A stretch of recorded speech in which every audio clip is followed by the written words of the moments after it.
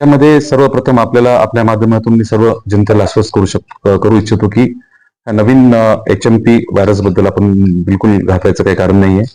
आपल्याकडे सध्या त्याचे काय नागपूर आणि 1-2 ठिकाणी सोडलं, बाकी आपल्याला असे काही रुग्ण आपल्याला आढळून आलेले नाहीयेत. आणि हा विषाणू जुना विषाणू आहे, 25 वर्षाखालचा विषाणू आहे. त्यामुळं ह्याचं पॅन्डेमिक किंवा एपिडेमिक होईल याची शक्यता फार कमी आहे. तरी देखील उपाययोजना म्हणून आपण आरोग्य यंत्रणा पूर्णपणे सक्षम आहे, तयार आहे. कोणतीही आपत्ती आल्यास आपण सज्ज आहोत. त्यामुळे जनतेने बिलकुल कोणत्याही मनामध्ये या विषाणूबद्दल किंवा कोणत्याही विषाणूबद्दल घाबरायचं मुळीच कारण नाही. आरोग्य यंत्रणा पूर्णपणे सज्ज आहे. आपल्याकडे जवळपास 22 PSA प्लांट आहेत.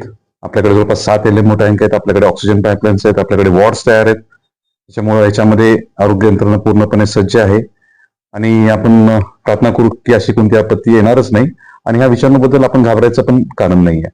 याच्यामध्ये हा व्हायरस असल्यामुळे हा रेस्पिरेटरी ट्रॅकला अफेक्ट करतो. त्यामुळे आपण कोविडमध्ये जे आपलं 30 सूत्री होतं, सोशल डिस्टन्स ठेवणे, हात धुणे, खोकलताना आणि शिंकताना आपण रुमाल वापरणे, ह्या गोष्टी आपण ह्याची काळजी घेतली पाहिजे.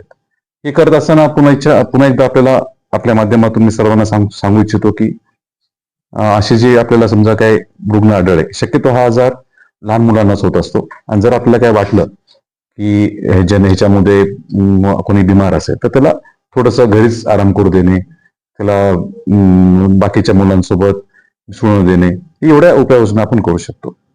पण ह्या आजारापासून धोका असा काही नाहीये.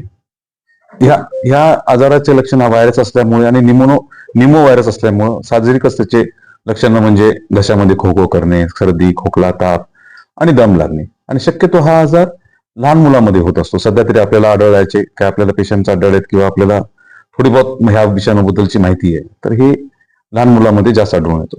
तपासणी करण्याबद्दलच्या आपल्याला अजून काही सूचना आपल्याला प्राप्त झाल्या नाहीये आणि जसं काय झालं तर आपण ताबडतोब आपण तयारी करू.